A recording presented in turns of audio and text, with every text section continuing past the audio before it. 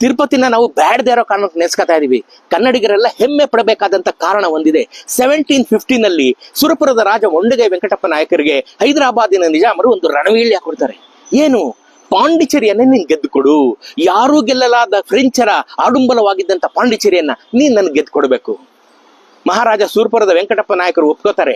ಒಂದ್ ಕಂಡೀಷನ್ ಹಾಕ್ತಾರೆ, 2 ದಿನ 48 hours ಹೋಗೋ ಖರ್ಚು ಬರೋ ಖರ್ಚು ನಿಂದು, ಯುದ್ಧದ ಖರ್ಚು ನಿಂದು, ಸತ್ತವರ ಎಕ್ಸ್ಪೆನ್ಸ್ ನಿಂದು. ಓಕೆ ಅಂತ ಹಾಕ್ತಾರೆ. ಅಲ್ಲಿಂದ ಪಾಂಡಿಚೇರಿಗೆ, ಸುರಪುರದಿಂದ ಪಾಂಡಿಚೇರಿಗೆ, ಎಲ್ಲಿಯ ಹೈದರಾಬಾದು, ಎಲ್ಲಿಯ ಸುರಪುರ, ಎಲ್ಲಿಯ ಪಾಂಡಿಚೇರಿ.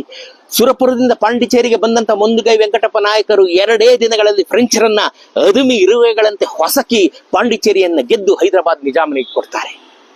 ವಾಪಸ್ ಬರ್ತಾ ಇದ್ದಂತ ಕಾಲದಲ್ಲಿ ಪಾಂಡಿಚೇರಿಯಿಂದ ಅವ್ರಿಗೆ ಇನ್ನೊಂದು ಸುದ್ದಿ ಬರುತ್ತೆ, ತಿರುಪತಿಯನ್ನ ಮ್ಲೇಚ್ಛರು ಮುತ್ತಿಗೆ ಹಾಕಿದ್ದಾರೆ. ಇವ್ರು ಸುರಪುರಕ್ಕೆ ಹೋಗೋ ಯೋಚನೆ ಬಿಟ್ಟು ಸೀದಾ ತಿರುಪತಿಗೆ ಹೋಗ್ತಾರೆ. ಅದೇ ಸೈನ್ಯ ತಕೊಂಡು ಅಲ್ಲಿ ಮುತ್ತಿಗೆ ಹಾಕಿದ್ದವ್ರನ್ನೆಲ್ಲ ಗುದ್ದಿ ಗುದುಮಿ ನಿರ್ನಾಮ ಮಾಡಿ ತಿಮ್ಮಪ್ಪನನ್ನ ರಕ್ಷಣೆ ಮಾಡ್ತಾರೆ, ದೇವಸ್ಥಾನವನ್ನು ರಕ್ಷಣೆ ಮಾಡ್ತಾರೆ. ರಕ್ಷಣೆ ಮಾಡಿದ್ದು ಅಲ್ಲದೆ ಹೈದರಾಬಾದಿನ ನಿಜಾಮ ಕೊಟ್ಟಂತ ಯುದ್ಧದ ಖರ್ಚು, ಹೋಗೋ ಬರೋ ಖರ್ಚು ಮತ್ತು ಪಾಂಡಿಚೇರಿಯಲ್ಲಿ ಸಿಕ್ಕಂತ ಕಪ್ಪ ಕಾಣಿಕೆಗಳು ಎಲ್ಲವನ್ನ ತಿಮ್ಮಪ್ಪನ ಪಾದಕ್ಕೆ ಅರ್ಪಣೆ ಮಾಡಿಬಿಡ್ತಾರೆ.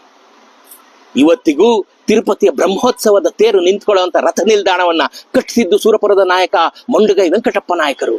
ಮತ್ತಲ್ಲೊಂದು ಸುರಪುರ ಉದ್ಯಾನಂ ಅಂತ ಒಂದು ಹೂವುಗಳು ಬೆಳೆಯುವಂತ ತೋಟ, ಆ ಹೂವಿನಿಂದ ತಿರುಪತಿ ತಿಮ್ಮಪ್ಪನಿಗೆ ಅಲಂಕಾರ ಆಗ್ಲಿ ಅಂತ.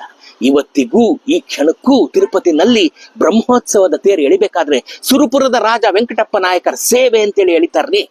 ಐ ರಿಪೀಟ್, ಬ್ರಹ್ಮೋತ್ಸವದ ತೇರು ಎಳಿಬೇಕಾದ್ರೆ ಸುರಪುರದ ರಾಜ ಮೊಂಡಗೈ ವೆಂಕಟಪ್ಪ ನಾಯಕರ ಸೇವೆ ಅಂತೇಳಿ ಮೊದಲು ತೇರು ಎಳೆಯೋದು.